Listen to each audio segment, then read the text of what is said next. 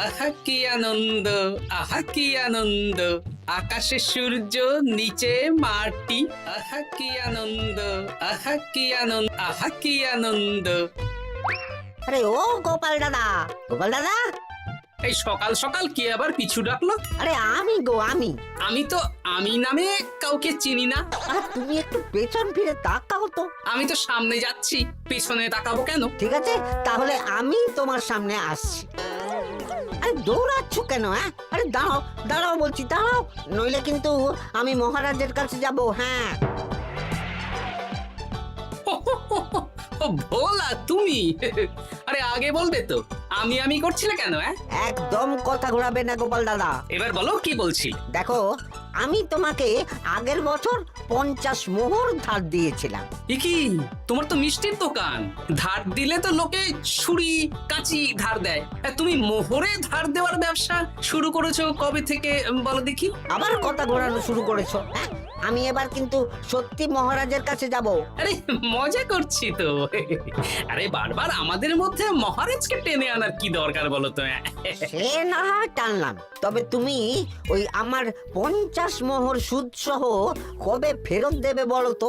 আর কিন্তু তোমার হাতে ওই 1 সপ্তাহ সময় আছে। হ্যাঁ, 1 সপ্তাহ মানে কতদিন ভাই?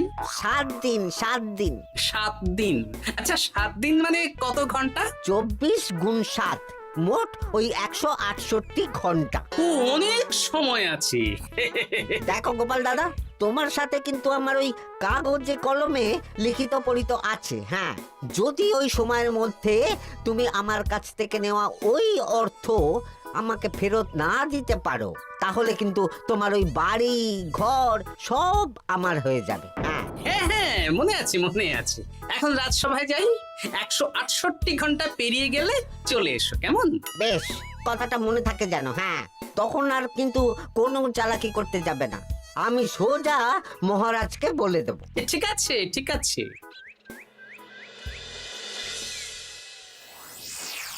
দেখুন মহারাজ, নিজের চোখেই দেখুন, সবাই হাজির, শুধু গোপাল ধা।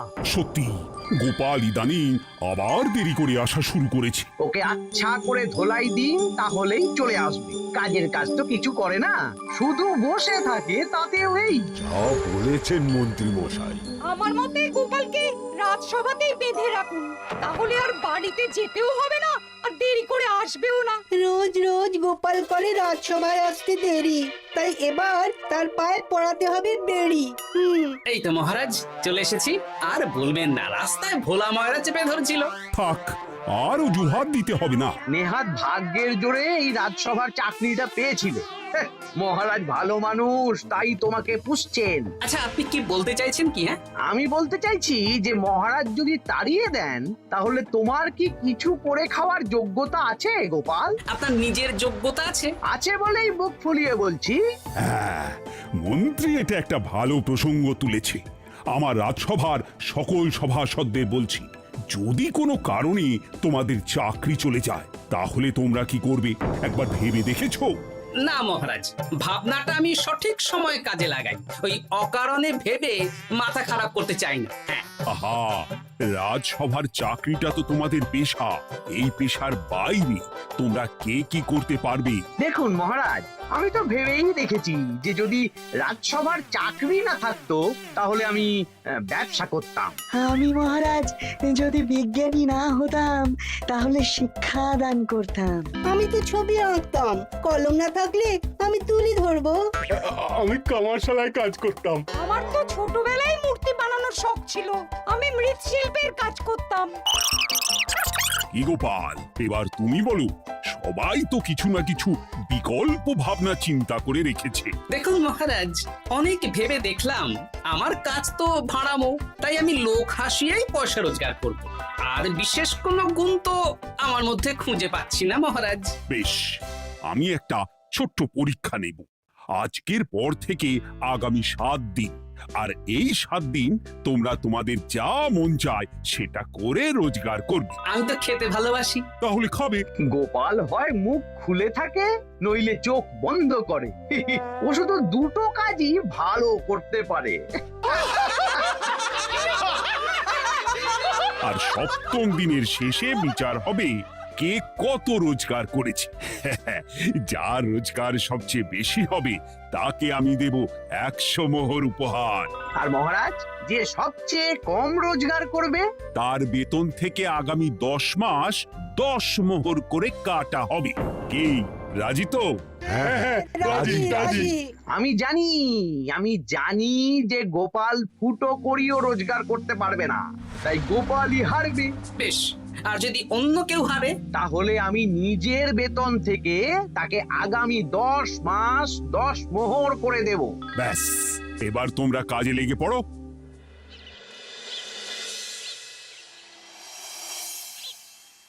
এ কি গিন্নি, আজকেও নিরামিষ? হ্যাঁ, আজকেও নিরামিষ খেতে হয়। হ্যাঁ, রোজই তো কিছু না কিছু একটা লেগে আছে তোমার। আমাদের পুরো শরীরটাই তো আমিষ। হ্যাঁ, তাহলে আমিষ খেতে বাধা কিসের বলো দেখি? বেশি তর্ক করতে হবে না বাপু, তা তোমাকে ডিম বানিয়ে দেবো। হ্যাঁ, না, আমি মানুষই ঠিক আছি গিন্নি। আরে তোমাকে ডিম বানাবো বলেছি নাকি? আমি বললাম তোমার জন্য ডিম বানিয়ে দেবো। জন্যটা তো বলনি তখন। আরে তাড়াতাড়ি দাও, তাড়াতাড়ি দাও। এখন কদিন শুধু খাবো আর ঘুমাবো, 7 দিন ছুটি। ছুটি মানে? সেসব পরে বলবো গিন্নি। যাও গিয়ে ডিম সেদ্ধ বসাও।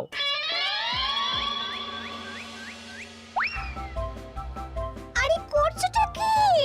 বাড়িতে যা মোহর আছে সব তুলে কোথায় নিয়ে যাচ্ছ? আড়ত বাজারে। কেন কেন? তুমি আড়তে গিয়ে কি করবে? আড়তটাই কিনে নেব। কেন? তাহলে খোলা বাজারের সব ব্যবসায়ী আমার কাছে আসতে বাধ্য হবে, আর আমি ভালো মুনাফা রেখে সব বিক্রি করব। এ কি? রাজবাড়ির সুখে চাকরি ছেড়ে দিলে নাকি? না না না, এখন 1 সপ্তাহ ব্যবসা করে মহারাজের কাছে আমার যোগ্যতা প্রমাণ করব। সব পরে বুঝিয়ে বলবো। হ্যাঁ, আমি আপনাকে সব শিখিয়ে দেব। তাহলে ভাই ওই আগামীকাল সকাল থেকে কাজে লেগে পড়বো, কেমন? তাহলে বুঝতে পারলেন তো যে কি করতে হবে? হ্যাঁ হ্যাঁ জমিদার মশাই, কবিতা লেখা যেমন আমার পেশা, তেমনি চিত্রশিল্প আমার নেশা। তাহলে তো আর কোনো চিন্তাই নেই। আশা করি খুব সুন্দর ছবি আঁকবেন। আপনি 1 সপ্তাহ পর এই মন্দির চিনতেই পারবেন না। এই নিন আপনার জন্য 50 মোহর অগ্রিম। মন্দিরের চিত্রকলা শেষ হয়ে গেলে আরো 50 মোহর দেব, ঠিক আছে? বেশ।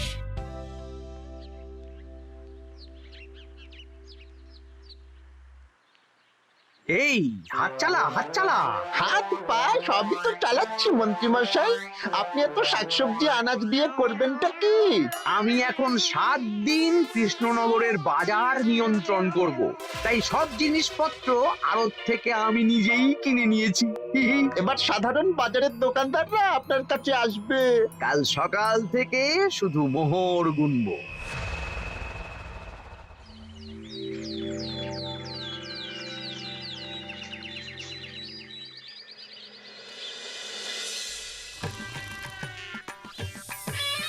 আরে এত বেলা হয়ে গেল, আর কত পড়ে পড়ে তুমি ঘুমোবে?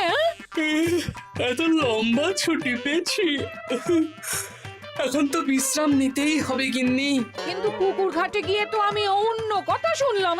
তুমি আবার কি শুনেছো? তোমাদের মহারাজ নাকি বলেছেন আগামী 1 সপ্তাহ তোমরা সকল সভাসদেরা ওই সকল সভাসদেরা নিজের ইচ্ছে মতো কাজ করে রোজগার করব।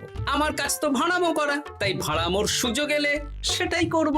কিন্তু যদি সুযোগ না আসে, তাছাড়া যার রোজগার সবচেয়ে কম হবে তার তো বেতন থেকে 100 মোহর কাটা হবে গো।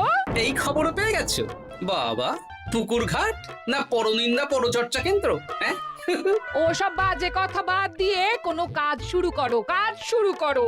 এরকম গা এলিয়ে শুয়ে থাকলে ভগবান এসে তোমাকে পয়সা দিয়ে যাবে না গো।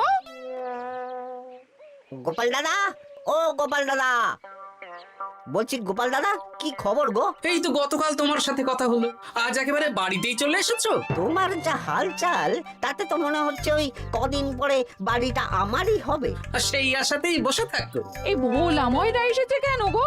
এসব কি বলছে? মা ঠাকুরুন, আপনার কাছে আর কি লুকাবো? বহুদিন আগে গোপাল দাদা আমার কাছে 50 মোহর ধার নিয়েছিল। সেই ধারের থেকে 5 মোহরা এখনো আমাকে শোধ করেনি। সে কি? হ্যাঁ, শর্ত অনুযায়ী যদি গোপাল দাদা আগামী ওই 6 দিনের মধ্যে ধার না শোধ করতে পারে তাহলে এই বাড়ি আমার হয়ে যাবে। তুমি আমাকে এত বড় কথা লুকিয়ে রেখেছো? হ্যাঁ, না আমি বলবো বলবো করে বলা হয়ে ওঠেনি আর কি। এবার আপনি দেখুন গিন্নিমা কি করবেন। ভিটে মাটি ছেড়ে কোথায় গিয়ে উঠবেন দেখুন। কি গো, এতেও তোমার হুঁশ হয় না? হ্যাঁ? ধুর, এই অযথা চিন্তা করো না তো, কিছু না কিছু একটা হয়ে যাবে।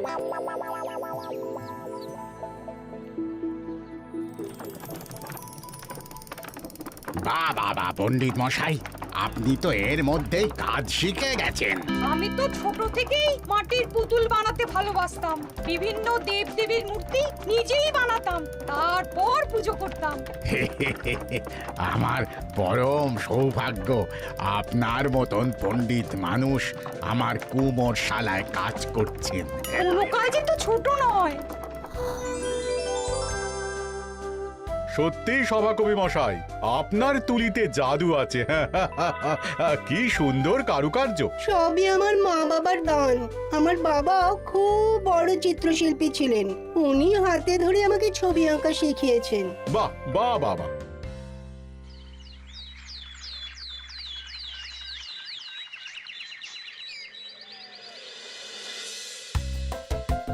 এই যে পুটি, আজকে তো একটা মজার জিনিস শেখাবো। কি জিনিস? নয়ের নামটা তো তোরা পড়েছিস, হ্যাঁ, বল তো। 9 একে 9, 9 দুগুণে 18, 3 9 27, 4 9 36। ঠিক আছে ঠিক আছে, এবার থাম। পুরো মুখস্থ। সে তো বুঝতেই পারছি। এবার মজার জিনিসটা দেখ। 9 কে 9, 9 দুগুণে 18, 18 মানে কি? 1 10 8। হ্যাঁ, এবার 1-এর সাথে 8 যোগ কর, কত হয়? 9 3 9 কত? 27। 2-এর সাথে 7 যোগ করলে কত হয়? 9 36-এর 3-এর সঙ্গে 6 জুড়লে 9। আরে বাস, দারুণ তো। হ্যাঁ হ্যাঁ। সত্যি বিজ্ঞানী মশাই, আপনি কি সুন্দরভাবে পড়া বোঝান। এটা তো আমার নেশা।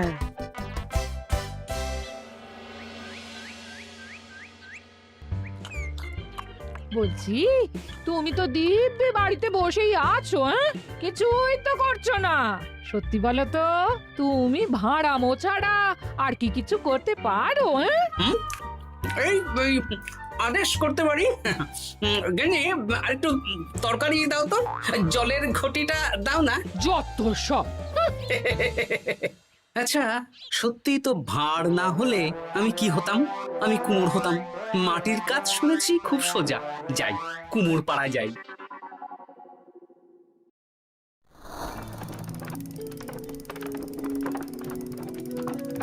আমার কি সৌভাগ্য, রাজসভার দুজন সভাসদ আমার সঙ্গে কাজ করছে।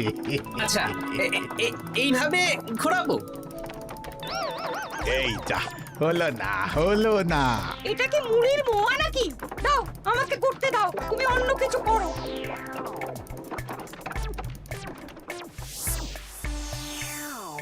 বলো গোপাল দাদা, কি দেবো?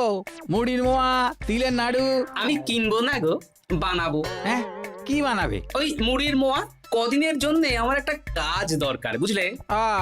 তা বেশ, তাহলে এসো, এই পিছনেই আমার কারখানা, গুড় মুড়ি সব রাখা আছে, বানাও। এই দেখো, এই যে গুড়ের হাঁড়ি আর ওই যে মুড়ির বস্তা, এবারে বানাও। বেশ, আমি তবে সামনে দোকানটা সামলাই।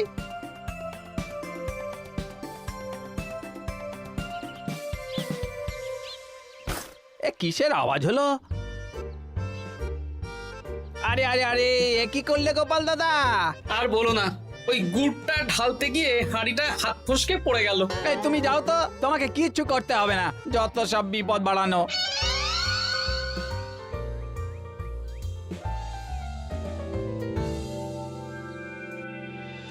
তোমার দ্বারা কিছুই হবে না। হ্যাঁ, সত্যি তো, আমার দ্বারা যে কিছুই হবে না গিন্নি। তাহলে তুমি করবেটা কি? এমন করে বলো না গিন্নি, সবারই খারাপ সময় যায়। আর খারাপ ভালো, যে সামান্য মুড়ির মোয়া বানাতে পারে না তার মুখে এসব মানায় না, মানায় না। এদিকে বাজারে সবজির দাম হু হু করে বেড়ে গেছে। তাই নাকি? বলি তুমি জানবে কি করে? কদিন তো শুয়ে বসে আছো, আমি তো বাজার দোকান করি। মন্ত্রী মশাই এখন আড়ত সামলাচ্ছেন আর সাধারণ বিক্রেতাদের চড়া দামে বিক্রি করছেন। হ্যাঁ, ও বেটা জীবনে শোধরাবে না। উনি তো তাও ছলে বলে রোজগার করছেন গো। আর তাছাড়া অনেকে পথে গান শুনিয়েও রোজগার করেন, সেটাও তো তুমি পারবে না। হ্যাঁ, এই তো পেয়েছি। 6 দিনের মাথায় তো রাজসভায় একটা বৈঠক হবে, সেদিনই আসল মজা জমবে। কিসের মজা গো? হ্যাঁ, সেটা সেদিনই বুঝতে পারবে।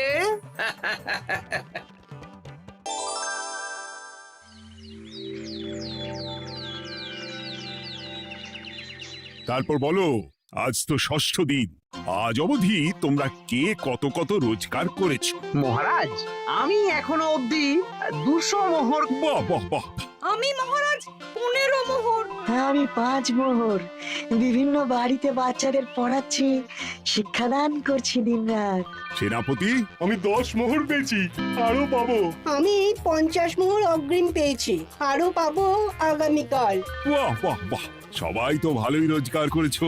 আর গোপাল, তুমি বলো। মহারাজ, আমি এখনো অবধি কোনো রোজগার শুরু করিনি।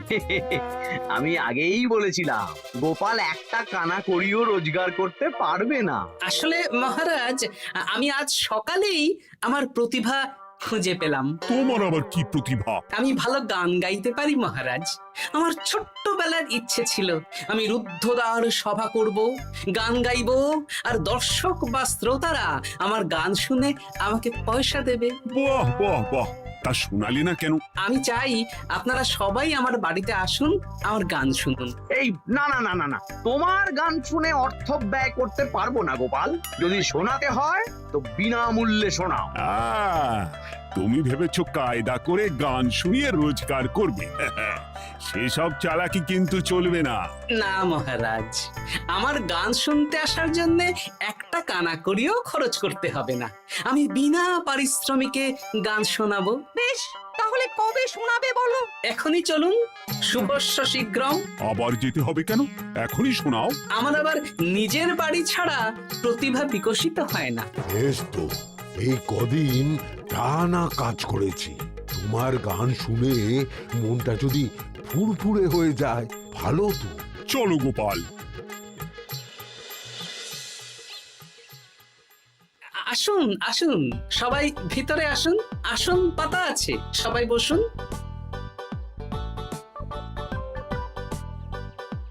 নাও, এবার গান শুরু করো। দাঁড়ান মহারাজ, আমার গান আমি বাইরের লোককে শোনাতে চাই না। কু কু বাবা, আবার কোকিলের মতন আওয়াজ করছে। কু।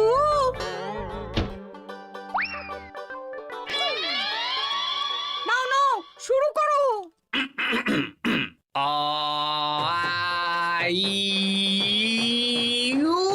ওরে বাবা রে বাবা! আরে এত চিৎকার করছো কেন? থামো থামো থামো! এটা ভালো লাগছে না, অন্য গান শোনাচ্ছি তাহলে। আকাশে মেঘে বাতাসে বায়ু, জ্যোতিষী বলেছে আমার 100 বছর আয়ু। আরে থামো থামো, আরে কান ঝালাপালা হয়ে গেল। না, থামতে আমি পারবো না, গান শুনতেই হবে। ওরে ওরে বাবা রে বাবা, এই কানে তালা লেগে গেল, আমি পালাই। পালাতে পারবেন না, বাইরেও তালা দেওয়া আছে। বাইরে তালা খুলতে বলো। বাইরে বেরোতে হলে প্রত্যেককে 100 মোহর দিতে হবে। আমরা তো আগেই বলে দিয়েছি, তোমার গান শোনার জন্য কোনো পয়সা দিতে পারবো না। এটা তো গান শোনার জন্য নয়, বাইরে যাওয়ার জন্য। আমার গান শুনতে আসার জন্য কোনো অর্থ লাগে না। গান শুনে বাইরে বেরোতে গেলে অর্থ লাগবে, জনপ্রতি 100 মোহর মাত্র। কি জ্বালাতন! হয় দিন, নইলে আবার শুরু করছি। ভাই থামো থামো। আপনারা কি সবাই দেবেন না এখানেই থাকবেন? এই আরে, আমার কাছে এখন 50 মতন মোহর আছে। আমার কাছে 5 মোহর আছে। সে আমি লোক পাঠাচ্ছি আপনাদের সবার বাড়িতে, পুরো অর্থ পাবো, তারপর সবাইকে ছাড়বো। আচ্ছা, এটা কি ঠিক করলে গোপাল? দেখুন মহারাজ, আমি কথা নিয়ে খেলি। সব সভাসদেরা 6 দিন খেটে যা না রোজগার করেছে, আমি শুধু বুদ্ধির জোরে আর ভাড়ামো করে ঘন্টা খানিকের মধ্যে তার থেকে বেশি রোজগার করে নিলাম। যদিও এখনো একদিন সময় আছে। সত্যি গোপাল, তোমার বুদ্ধির জবাব নেই। মন্ত্রী মশাই, যে সবচেয়ে কম রোজগার করবে আপনাকে কিন্তু তাকে আগামী 10 মাস 10 মোহর করে দিতে হবে। হ্যাঁ নয় হ্যাঁ, এরকমই তো তুমি মুখ বড় করে বলেছিলে। গিন্নি কই গো, ভোলাকে ডেকে আনো, ওর ধার আজকেই শোধ করে দেব। হ্যাঁ যাচ্ছি। হ্যাঁ, আমরাও যাচ্ছি। গোপাল, কালকে রাজসভায় এসে তোমার পুরস্কারের অর্থটাও নিয়ে যেও। সে তো নিশ্চয়ই।